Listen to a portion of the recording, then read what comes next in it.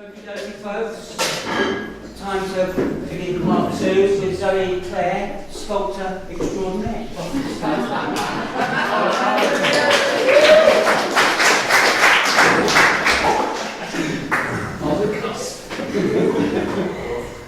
Okay, so I'm a little bit nervous about tonight.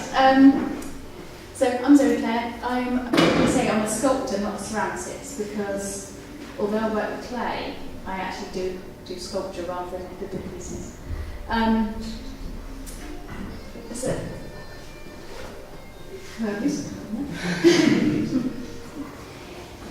I had a great career in marketing up in London and did all that sort of thing. I was like, no, I need to be an artist. So it's only recently that I went to university and studied and graduated. So it's all quite new for me. So it's I'm still quite early on, still trying to find my way.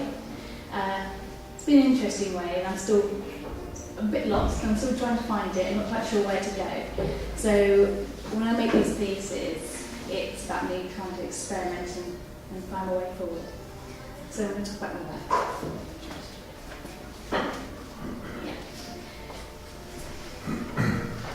So, as you can see, I make quite big pieces. Okay.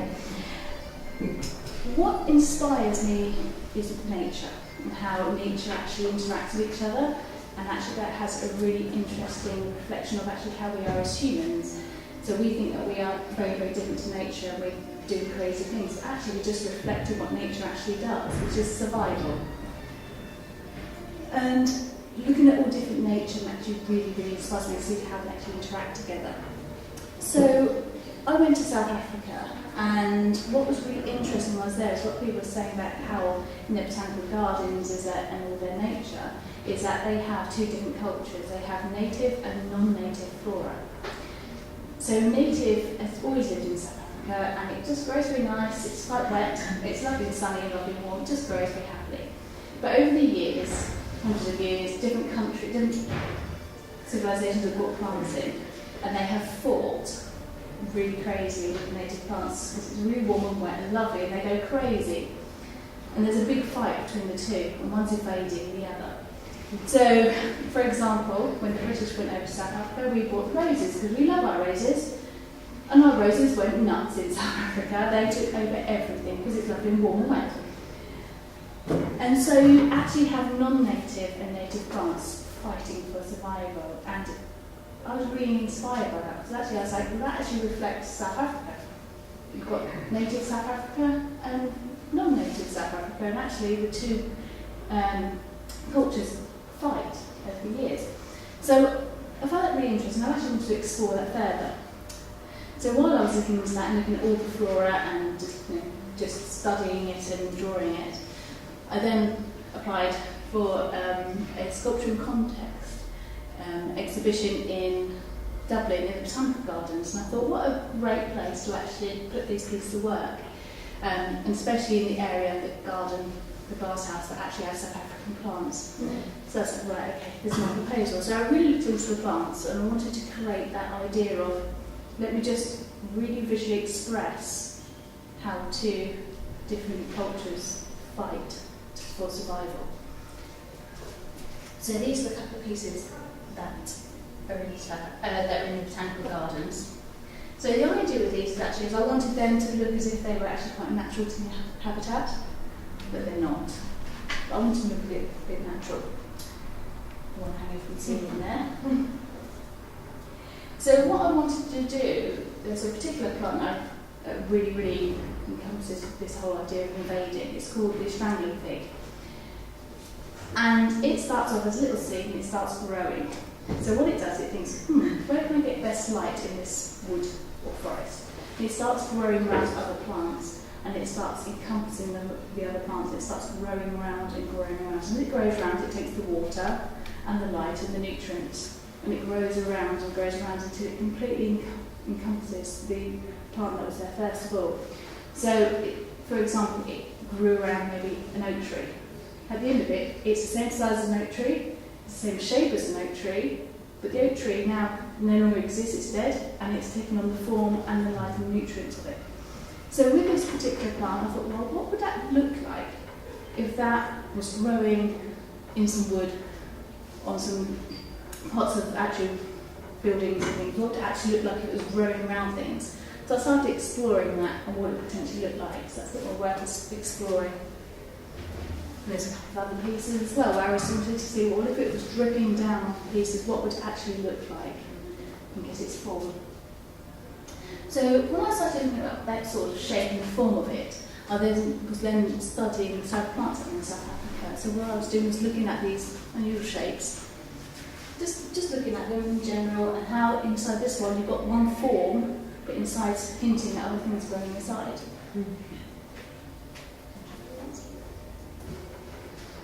So from those, I then started looking at repetitive patterns. So I was picking up certain shapes on those certain plants, bulby bits. And I was looking at those and I was thinking, well, actually, I like repetitive patterns. What happens if I took parts of that bulb and put them on top of each other, repeating them and see what sort of form it would connect and make? Very low-tech stuff. And then I started experimenting with clay.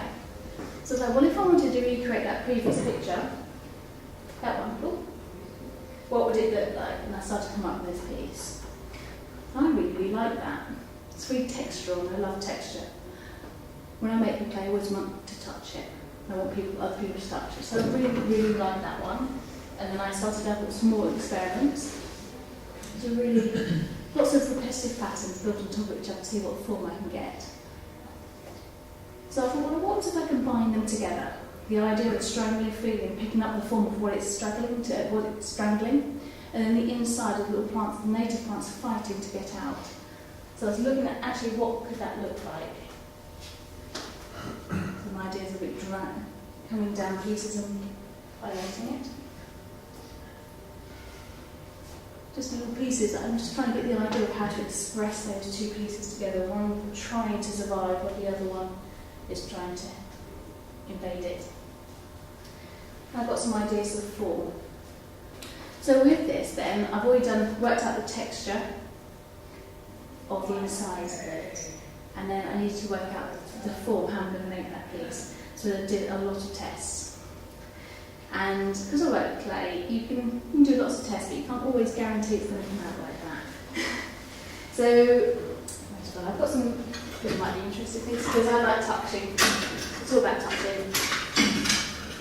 So parts of the sun down, just have a look at my stones, the texture. Just have a look about texture and the forms and how I make them. Yes, hundreds and hundreds of tests.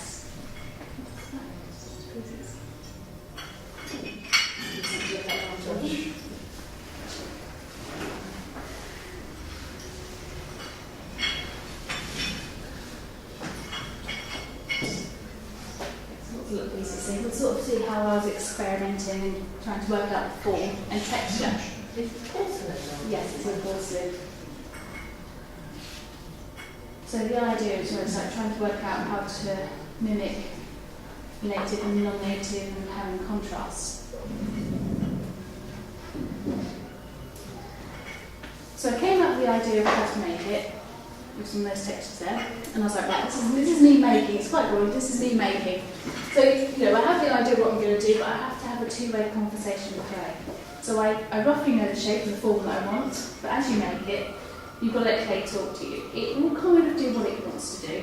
You can suggest things so it doesn't always work, and you've got to kind of work together. So it's a real connection that I have with clay that I really love. So it's a very long process. A lot of my work can take months and months for me to make. You can't make it fast. And the idea with this is, as I make it, the idea is that it grows. And it grows as it would, as a strangling fig would grow in wild. It slowly rings around, slowly grows, and it gets bigger. So actually, I'm reflecting how it grows. And I get the texture, and then you see the inside starting to pop through of the other plants that are coming through. So I'm trying to get the opposites of one type of flora against the other, one plus one. So it's getting quite big. It takes a good, nice and big bit. And it's all that porcelain, me making it. And you can see the size of it. What I wanted to do is really, really get the idea of actually how encompassing that invading form is, and how the other species fighting for survival. And then we get to the final piece, which has been fired. So with this piece as well, you can see that the shape of it, as well as that, it goes against gravity in a way. So that takes a lot of testing to work out how I can do that. So there's a lot of propping in the kiln to make sure it doesn't flop over the kiln, because when you put clay in the kiln, it might move, and all these sort of things, and lots and lots of testing. So with this particular piece, it took, full of testing to get it right, and hundreds of props in the kiln. And when you look at how the texture on the inside is actually reflecting that particular plant. So That's a plant. That work. Yeah. So I'm using that to reflect how that texture pulls out. And this is a selection of the pieces. So I did this just before I graduated, and had it in the exhibition. Took quite a long time to make, filming, and that's just another example of actually how I've got the contrast between the crunchy outside reflecting one particular organism and then the soft inside, which is actually very smooth to touch. And that big piece that you see in the foyer, when you do touch it, the outside is really crunchy, but the inside is very, very soft and smooth and very slippery with the glaze.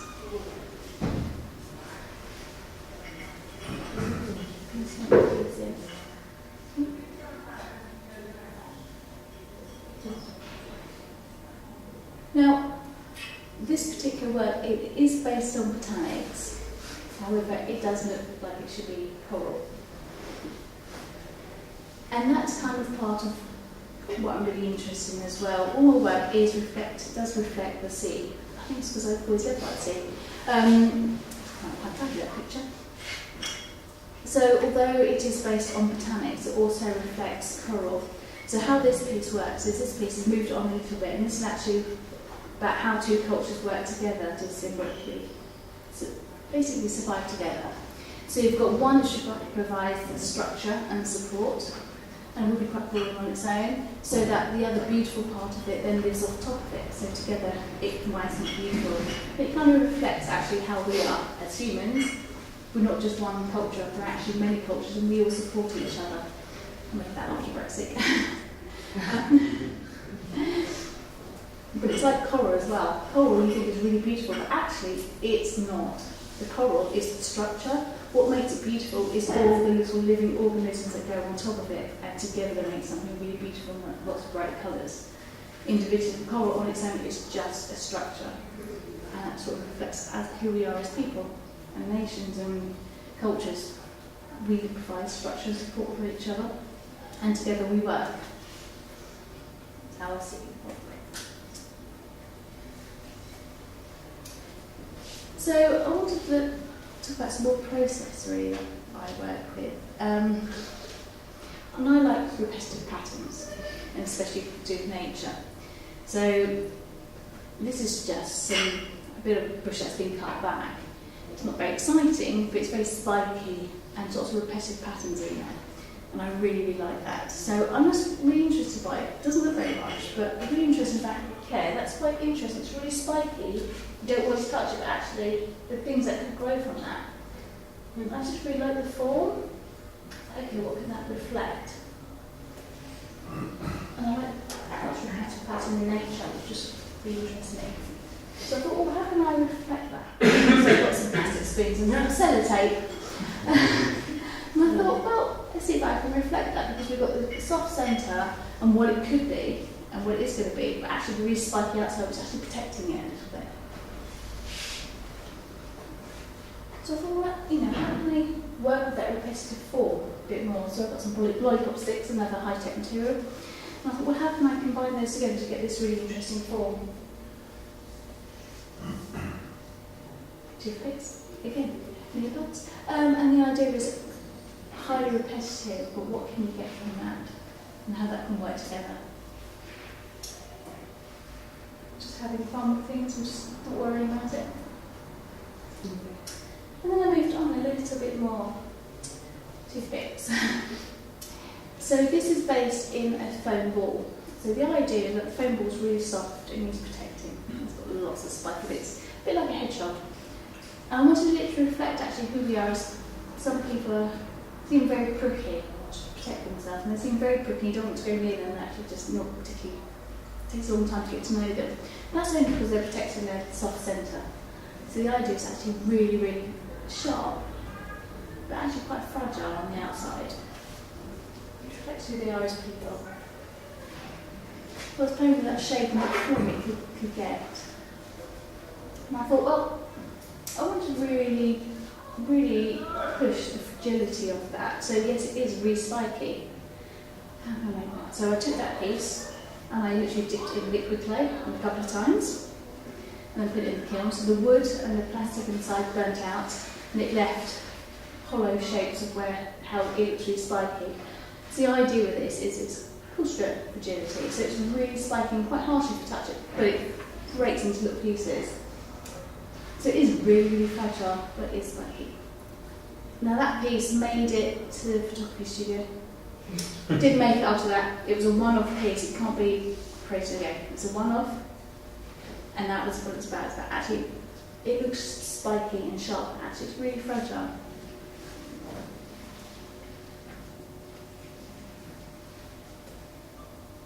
Which then took me on to my next series. It's about fragility and strength, which is about actually we have a very strong core as humans, and that core will get us through most things, and we need to rely on it. The idea is we have that, we need to rely on it, we can then show a fragility which makes us beautiful and interesting as people. If I made that 40 times, every single one will be slightly different. And the idea is that we're all slightly different, but it's okay to show that. I wanted to really emphasise that, so I was going for a long time. It's one of those things that I really wanted to work through myself, which is fragility, strength, and they should be together. And that's how fragile it is that on the outside is actually that piece there. It is paper thin. So when you move this piece, you can't touch it on the outside. It will be a pile of dust. However, you pick it up from the inside, you put your hands in and lift it up. So the idea is actually reflects actually how you move it is actually very, very strong. Then I wanted to take that a little bit further. And I wanted to see actually how big can I make it? Because I like to push clay. I like it to do stuff it shouldn't be able to do. So a lot of those pieces go against gravity. So I thought, let's see how big I can make this. So I measured the kiln. I made it as big as the kiln. And, so I'm just going to have 1 second. This video. So this is a video of how big it is. It's quite big. It took me 2.5 months to make. And so I do love repetitive work. After a while, obviously, doing the studio after a while, I do need to go out and have coffee because I've been doing the same thing over and over. But it's how I get the texture and depth. It's repeating as nature would do. It repeats certain patterns. And it provides strength. So this piece, unless I hadn't repeated it, would not be this big, nor would it survive. However, clay being clay, there was a slight issue with it. So I wanted to show, like, I got it dead straight. It took me a long time to get it dead straight. It took 2.5 months. It's like, wow, that just took me a long time. Each of the piece on the outside was teased, so it's exactly the same. The inside was pushing the strength way through. So it's actually quite big.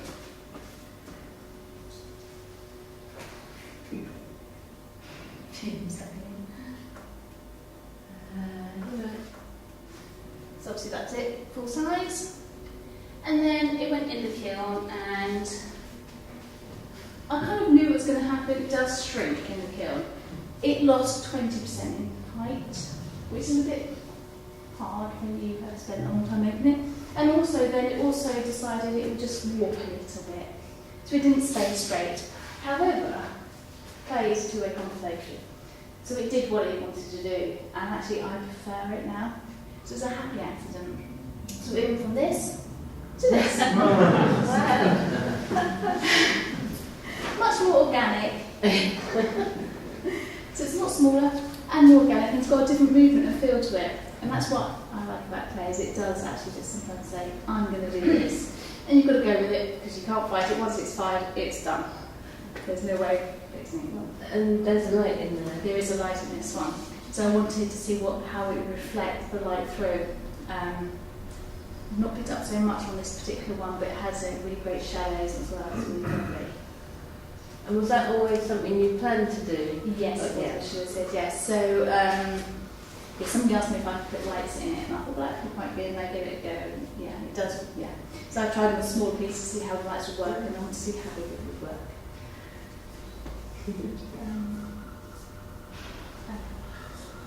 So, my work is so repetitive, and you kind of get stressed because you have to get the kiln and get it down the stairs, and poor Jane has to do some stuff like that. And get it in the kiln, is it going to survive the kiln, open it up, and it's so stressful that sometimes when I bit in the kiln, I'm like, right, I'm just going to have fun. And so I just get a lump of clay, and I just have fun for a couple of days, and just get really expressive, and just, it's just really important to have time to just do stuff for fun. There's no reason behind it. That's, having fun. I suppose now it's about how I'm going to move forwards.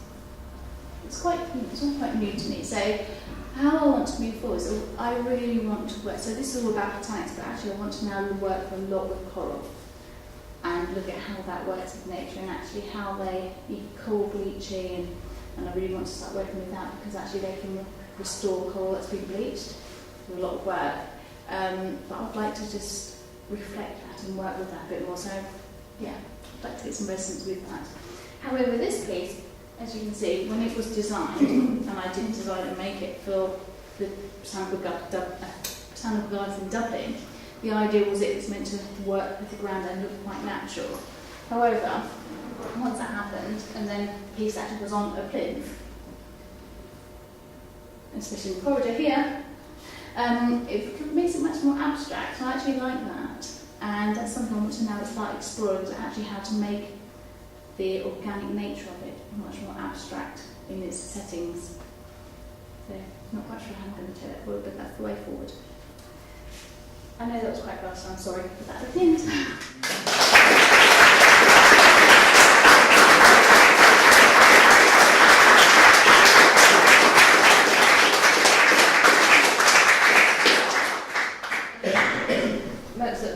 I just wanted to ask you something, and happily when you ended, so there's a chance to ask you. But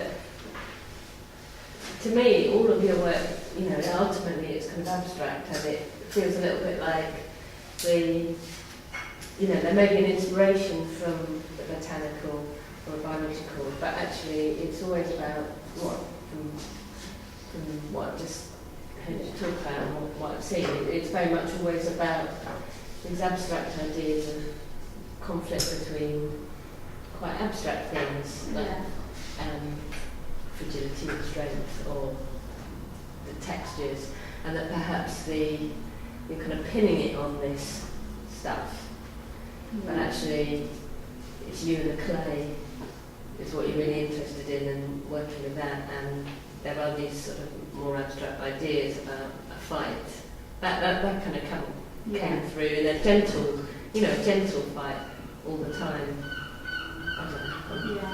Which is not far from what Perdita was talking about, in a way, about the kind of the stuff underneath, and the surface and the underneath. I mean, they're not the same work at all, but there are certainly. So I kind of did a long degree the way I did ceramic design. So I got taught how to make tableware. And I went in because I really wanted to work with clay, but there's no course that sort of did clay sculpture, and I really wanted to work with clay. And if you did sculpture, they can't teach you clay, because that could take years and years and years now. So obviously I went in that course, and they just didn't know what to do with me, because they was like, make a plate, and I made one of those. They're like, So a lot of my background I have no idea about. I have no idea about history. I don't know anything, which is why I'm trying to find my way, because I just don't know. The only reason I say it's abstract is because someone said that once. They would say to me, I don't know what form you do. Organic? So I don't actually quite know where I'm fitting, so that's my big step forward now, is actually work out where I fit. And how did you know you wanted to work with clay? So I've always loved working with hands. I like drawing. I really like working with hands. The best present for me as a kid, best present would be sellotape, paper, scissors. Just wanted to make. I did an art foundation in Brighton and enjoyed it. I thought, well, I should do design because it makes sense and make money. Make some money. And then I went into the studio that they had plaster. Actually, it was plaster. I was just like working 3D. I was like, okay, that's it. So I'd making these amazing, like, good things, and that was that moment. I was like, yep. And I was like, I really want to work in clay, so I think I can do a lot with it. And that was the only reason why. I just touched it and went, bam, bam. I'm going to ask you a similar question to what I asked Peter, basically about colour and the choice of colour and how you see that in relation to the forms you make. So I generally work for simple all the time, but I just love clay as clay. And I can't stand it when people just cover it in glaze. It's like a whole new thing. Make it all shiny and cover it in glaze. I don't like that. So when I use colour, I use it to highlight certain things. I'm really thinking about how I use it. So I don't use it at all. And when I do use the clay, the glaze, I use it for colour. I base it on what I've got the idea from. So for example, from the botanics, the people marked that the colours that I saw I was working with. So I wanted to emulate that. It's quite bodily as well, isn't it? Red, because there's lots of plants that are green or blue or yeah. Just certain things that highlight, like to me, it just catches my eye. How a lot of stuff when I see and work with, or when I do my work, is that because I don't know the originals, I just do what feels right. I test things, I go, that's not right. I just do what feels right. That's all I can say to you. I just do what feels right, and with certain colours, it's what feels right. That's typically it. I'm wondering whether you've thought about using other materials, because you sort of want to make this big work, but you're limited by the size of the kiln. Yeah. So I have used other materials when I first started out, and I do love other materials. It's just that I can play and I can make it do certain things that it shouldn't do. I do enjoy using metals and woods. I just haven't moved into that yet. That is something that I would definitely move into. I've already, at some point when I first started, actually I combined metal with clay, which does different things when it goes in the kiln, but yeah, it's different. So I do combine them already sometimes, but I'd like to do it more. I'd like to try different material. It's just that at the moment I've just fallen into the clay thing, but it's not going to be forever. I'll probably find something else. As you see, I like having fun with like toothpicks and plastic spoons. I know you were saying you sort of, the aspect of art history is not something you particularly explore, but I wonder if you know the work of Brancusi. Again? Brancusi. Do you know his work? You should look him up. I literally don't, I can tell you, you might tell me it's Van Gogh. Yeah. No, and that, I know nothing. I just do what. Well, he's So I mean, there's sometimes I do look at other people's artists, but it's kind of, if you like, sort of the origin of abstraction from natural form. So in terms of modernism, so you might be someone that you could get a lot from. Yeah, that's like a way for me to move forward and actually understand other things and just do it. Because I think that's how, as artists, it's not, we're not academics. What, is pertinent to us, what we relate to in another artist's practice, and that's how you kind of get informed about art historical context or contemporary work. I think it's very much a resonance that goes on. Yeah, it could actually inform me, start moving forwards. Absolutely. Get you to know nothing. I find very interesting the difference between your tight work, which I really slightly it's tight, because I'm very careful about it, and what you said you were doing was sort of relaxed. Yeah. and no, do they feel totally differently? No?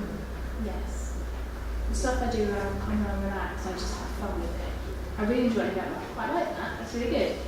It doesn't feel. It feels quite empty. There's no thought behind it. All my work, for some reason, has concepts behind it. I want to portray an idea, a thought that I've got. Whereas the other one I do is it's very different. I still enjoy doing it, but it maybe reflects maybe what I feel. I don't know. Like, it looks quite corally, and I quite enjoy that. But when I look at that, that's actually reflecting a thought that I have, and that's what makes it a bit more meaningful to me. But then they're a bit more special. Yeah. Just kind of leading on from that question, what do you think would happen if you adapted your idea of play and fun in with the clay? How do you think that would affect what you did with the clay?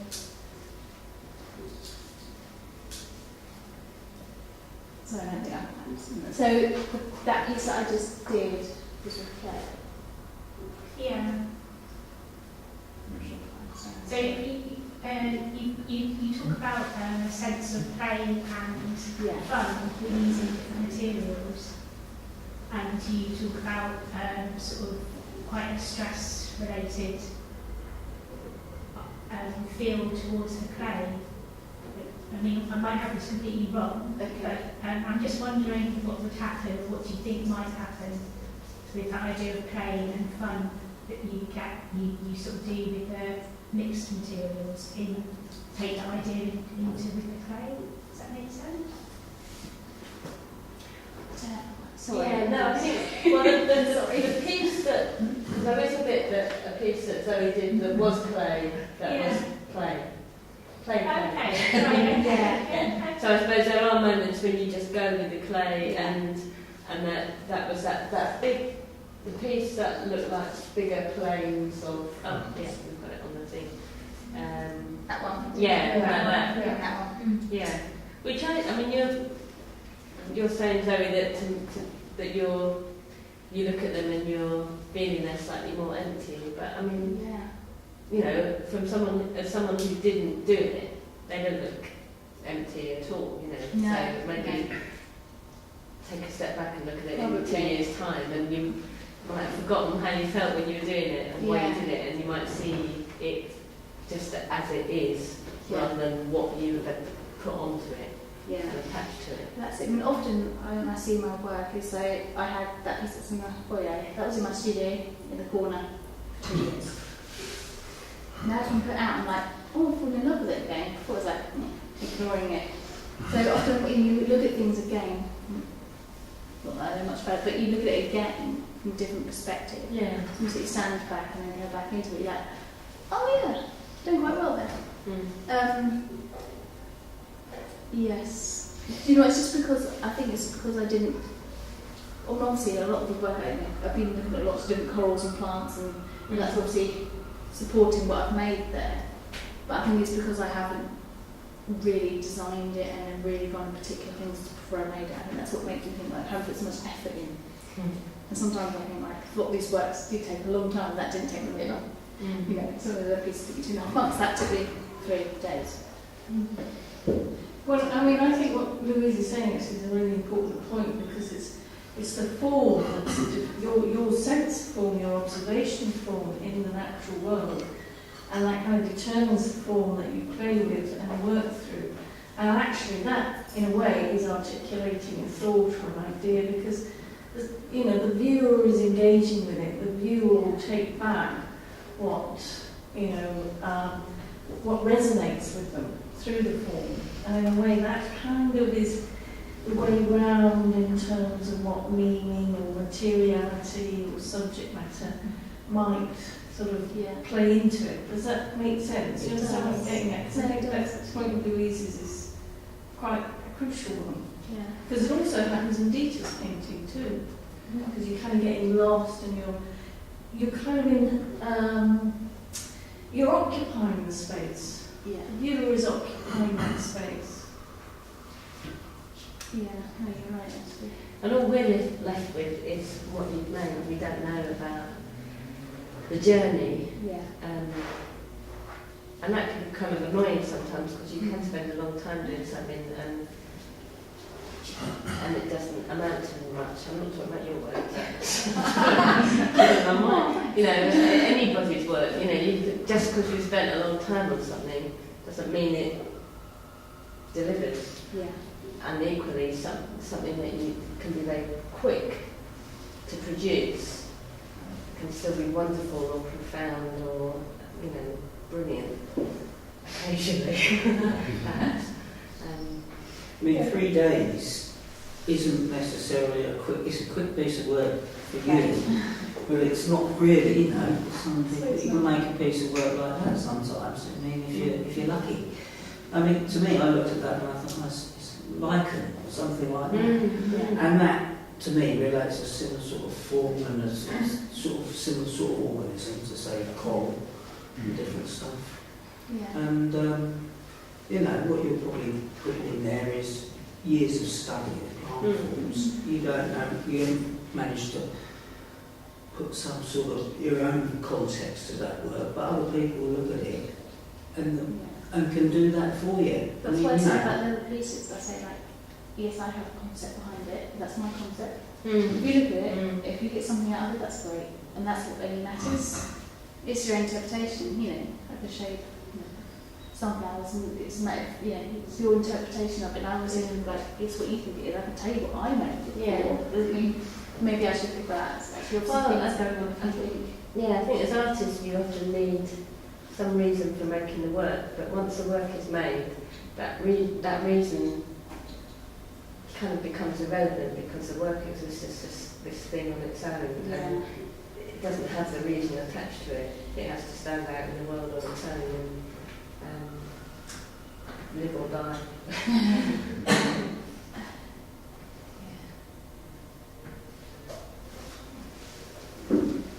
Any more questions?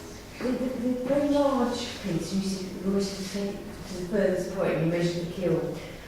How did you move it? Because you cannot. Jake, raise your hand. Aye. Jake and one other. You're very strong. I'm on the first floor. I'd like to say so, but I think it was an immense amount of balance. There's It an was app very on the difficult phone. and the most stressful thing I've ever done. Clever. I did not tell anyone until they got it into the kiln. I said, oh, it took me 2.5 months because that would have killed them. Yeah, because I'm on the first floor, kiln's in the basement, and it took you an hour. And my other friends, well, it took them an hour to get it downstairs. It could be worse, it could be on the fourth floor. Yeah, and then there's actually some ceramic sculptors up there. But yeah, so yeah, poor old Jake, he does get to do the heavy stuff. So can I say something about this piece, especially this piece? I think it's fantastic. Thank you. Your other works are much more sort of architectural and solid, but this one, it sits on the ground, but actually it looks to me as if it's floating just above it. And that's quite a rare thing to achieve with a solid piece of sculpture.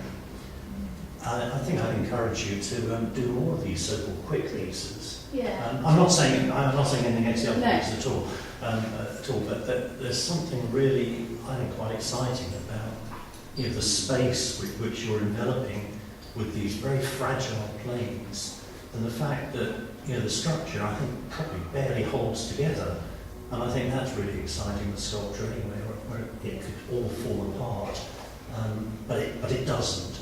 And that's I think, a hell of an achievement. Thank you. Yeah. Yeah. No, I actually really enjoyed making it, and things with clay, obviously it does take a long time because you can't just make the whole thing just flat because it's wet and it has to dry at a certain point, but then and that was, certain parts of it was break. I did really enjoy making it. I really enjoyed getting those big gaps in it. Whereas a lot of the other stuff is based on structure, so I do also like structure, but that one, just obviously have a structure to it, stays together, but a little bit in the middle. They both have a kind of observational nature, I think, as well, because the more structured one has the repetitive patterns that you might see in, sunflower seeds or an artichoke. I think there's a golden ratio formula in nature where there's these spirals and patterns, which you can see in that, but this is like the lichen, which is more chaos and kind of It's interesting. kind of that's the more, way not this less starts. organic, but it's just kind of grows on its own in a Yeah. more kind of free way. See, this piece of the work, I had it a big lump like that, and actually I created holes in it which were exactly in the same places next to it. So it was actually quite constructed, and how it started, where then you start pulling bits out and it just then goes off from it. So at first I did start on, of course, repetitive holes, of course. But yeah, then it's just, moved into all different places. That's really interesting because I would have never thought you started with a block of clay to make that. I Yeah. you rolled it out and No, literally went poof, massive holes in it and just started pulling. It was really good fun. I could get really physical with it. Really nice. One more. Can I just ask, in the natural order of things, that everything has its lifespan and then dies, and then other things are created from perhaps those pieces have died, and perhaps other things come from those. I just wondered whether you'd ever thought of perhaps giving your work a lifespan and maybe smashing the piece and seeing what happens after that and what is created from there, what grows from There was an that. artist who works with just unfired clay, and she makes it beautiful. And the idea is it does decompose over 10 years. It will just eventually just die, so it comes apart. Which is one thing. The idea of these, though, I fire them, so in essence they turn to rock. So if I smash them up, they will just turn into little bits of rock. So nothing, I don't know, they would get incorporated in things, in dust and stuff, but not anything. So once it's fired, it's no longer organic, it's just rock. So, but yeah, a good way for actually looking at actually how it could. Because when you work with clay as well, you always see things like, you make something, you fire it, like, that's it now forever, it's going to be in the world forever. If it's rubbish, it's still going to be in the world, it's not going to, it's going to be just piles of clay, broken clay. So it will go anywhere, there's the bones and stuff like that. So I've left a mark on the world already. Any other questions? Well, it just leaves me to say thank you very much, Zoe.